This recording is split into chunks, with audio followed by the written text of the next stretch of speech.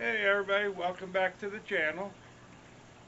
Today's video, I thought I would film doing the water change on the 90 gallon.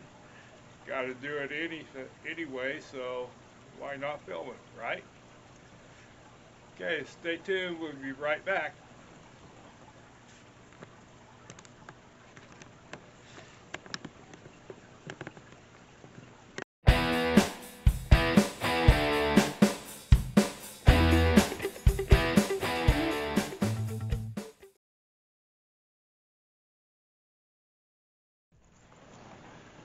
Alright, let's go ahead and get started. Uh, One thing I would like to say before we start, really wouldn't appreciate comments that, oh, you're doing your water change wrong, this wrong. There's no set rules to doing water changes. Everybody has their own style. You just do what works for you, okay? Okay, so let's go ahead and get started. I've already removed the lids, so let's get started with gravel vacuuming.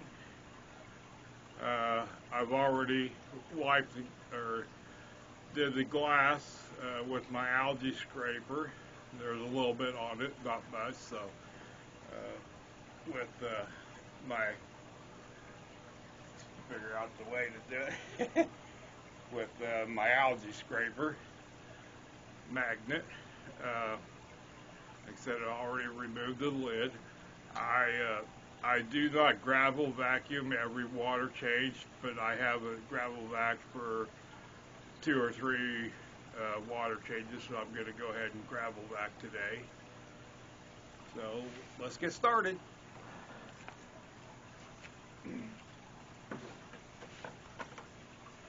Now I don't use the Python on gravel vacuuming. This aquarium is so deep and large capacity, I just don't feel like I get the same results with the Python as I do with the regular gravel vac. I do have, since this tank is so deep, I do have the 24-inch Python gravel vac that I got off of Amazon. It works just great. So here we go.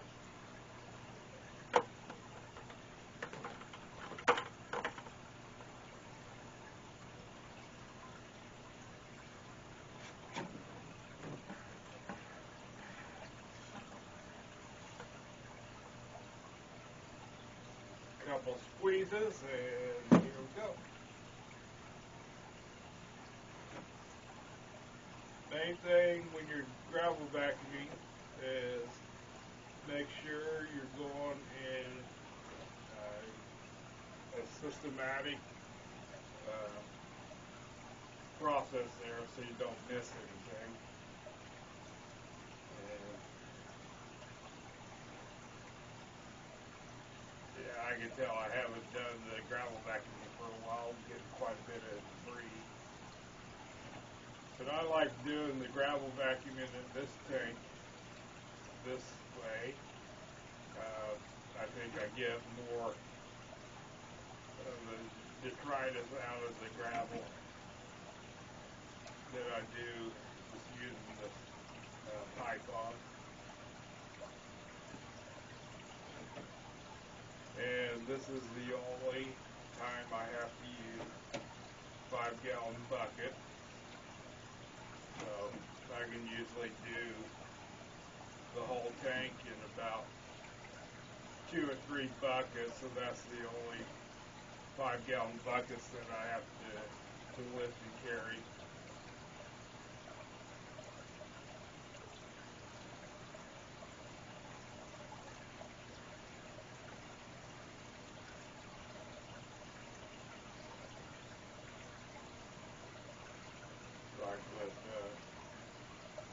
Probably went a little too long without gravel vacuum. I'm probably going to have to do Probably a few more 5-gallon buckets this time.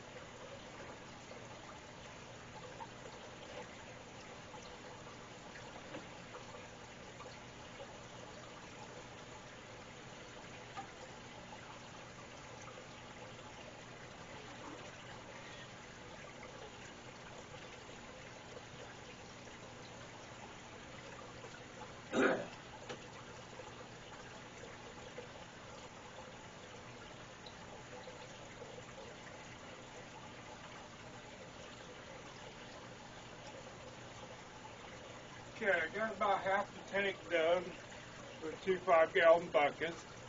I'm going to pause this until after I get the gravel vacuum done, and we'll be back. See you here in a minute.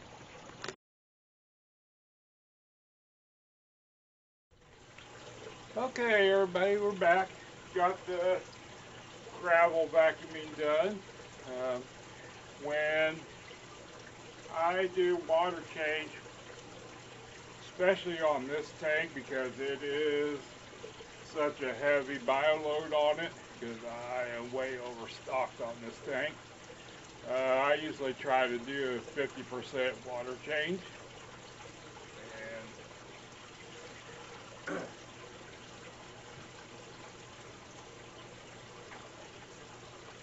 to get the rest of the water out, I just use an aquarium pump, water pump, to empty the rest of the water, so it makes it just go that much faster. So we'll attach the hose to it, drop it in. Now you can see all my filters are still running. I haven't shut anything off. I don't shut everything off. That way the filters are still picking up debris. The one here on the right side will shut off.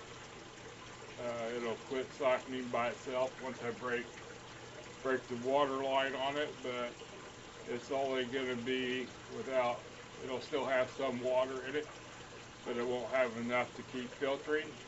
And it's only for a short time. I don't worry about it. So here we go. Get it plugged in here.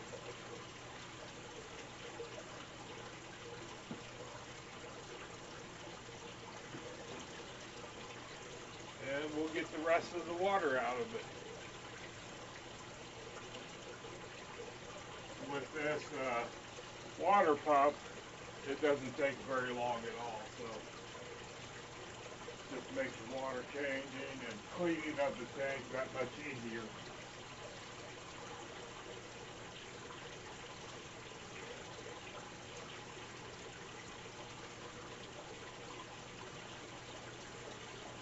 Okay, so we'll be right back when we get the rest of the water out, and we'll break out the Python to fill this back up, and we'll be done.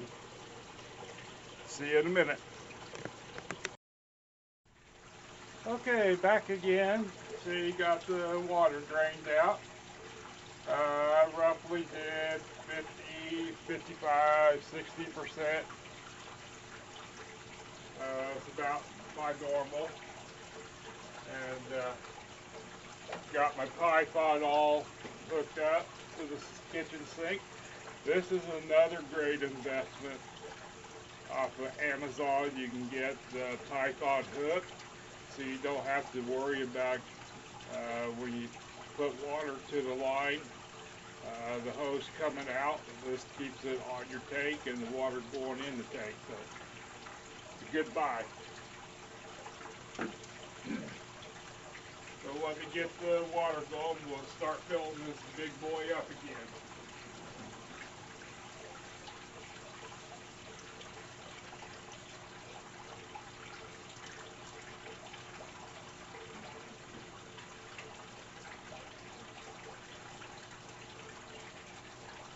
Water will be coming here in a second.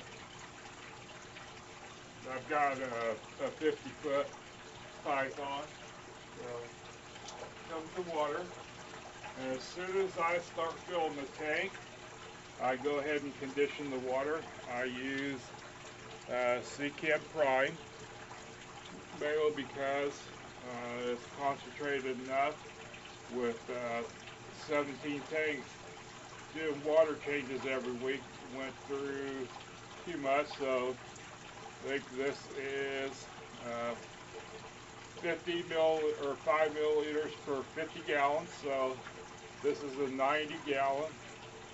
So I just use 2 capfuls and I pour it in. As soon as I start filling the tank back up,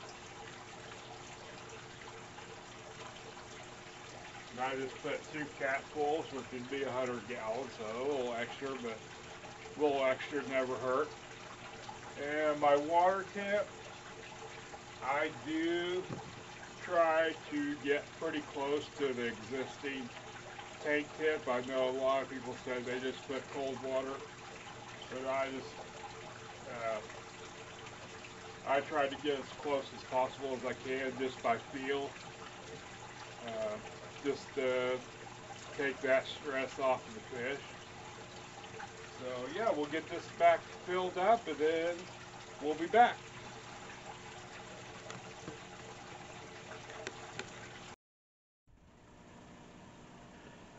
Okay everybody, we got the water change all done. Tank looks fantastic. Got my lids all clean to put back on. Got the glass all wiped down, got all the water spots off of it. I just realized I haven't videoed this tank, I think, but once. You can see everybody's up and about and all happy.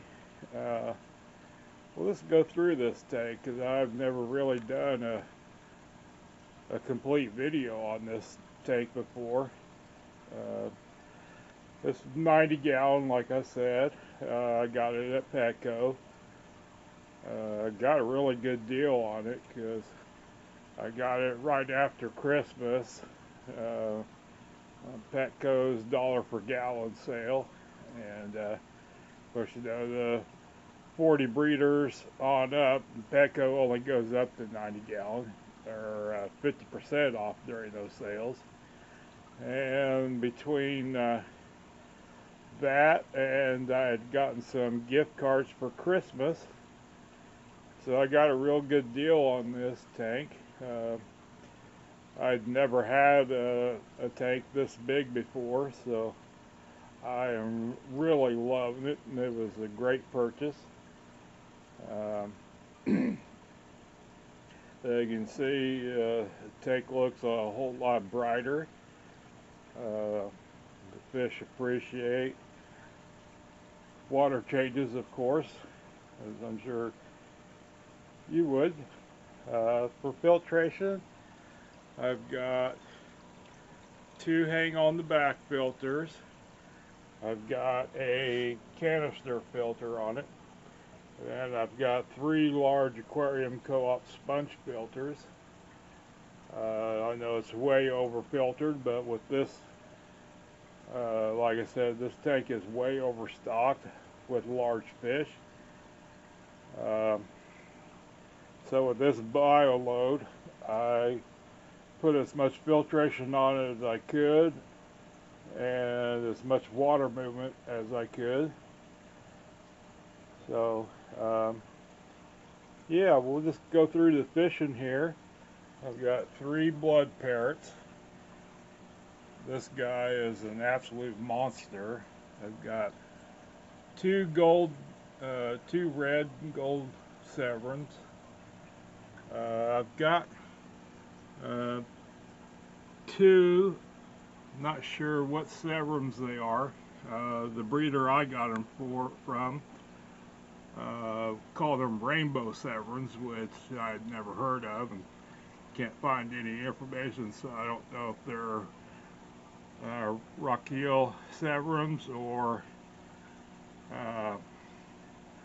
red-shouldered or just what, but they're doing real good. I've got another one in another tank growing out a little bit more before I put him in here. He was just a little small, so wanted to get some more size on him before I put him in here. Got 3 Oscars. The albino Oscar is not happy right now, of course, with the water change. There's a nice red Oscar there, and a nice tiger Oscar. I've got a little polar parrot. It's a cross between a parrot, I think, and convict. Got a couple silver dollars, 3 Jack Dempseys, and probably my favorite fish in here is I've got 2 starry night cichlids from Madagascar. Since I put them in here, they really have blossomed, colored up. They're growing pretty good. There's a turquoise jewel cichlid back there. Got, I think, 4 corycaps and 2 Procosibus. What else? Let's say 2 silver dollars. I think that's everybody in here. I don't have any problem with aggression, but everybody in here has been pretty much raised together except for the 2 starry night cichlids. This blood parrot is just an absolute monster. He's probably about 7 inches. The one red dot gold severn. He's huge. He's probably about 6 or 7 inches. Oscars, of course, are getting pretty big. So yeah, I think the tank is looking real good right now. So thanks for watching. Leave a comment below. Let me know what you think. And we'll see you on the next one.